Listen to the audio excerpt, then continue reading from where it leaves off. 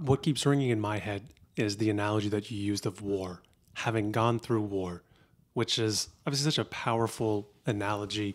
When you were going through it, those being in the trenches, to continue with the analogy, how did you get through it? How did you manage being sleep deprived, being burnt out, being stressed?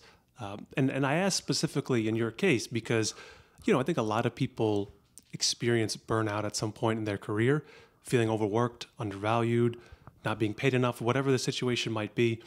And for a lot of people, myself included, the solution is get a new job, change companies, maybe switch careers, maybe take some time off in between jobs or take a long extended vacation. These past 3 years, you obviously didn't have the option to do that. I mean, I guess technically you theoretically could leave, but you're not going to. You've invested so much time and money that of course you're not going to. So knowing that you have to stay and you're going to stay in this career and you have no agency in reclaiming some of your time or taking extended time off or switching companies per se, how did you get through those really difficult periods? It was really hard, man. It was really hard. Depending on the rotation, some were really hard. The hours were hard. I was sleep deprived. I had a new girlfriend at the time. I could barely see her. I had sometimes like a negligible social life.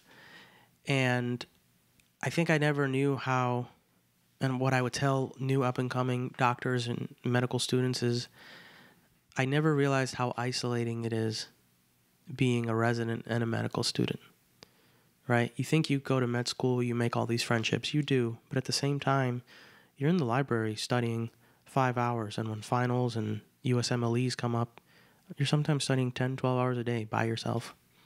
It's very isolating. And then you get to residency. You're surrounded by all these wonderful residents.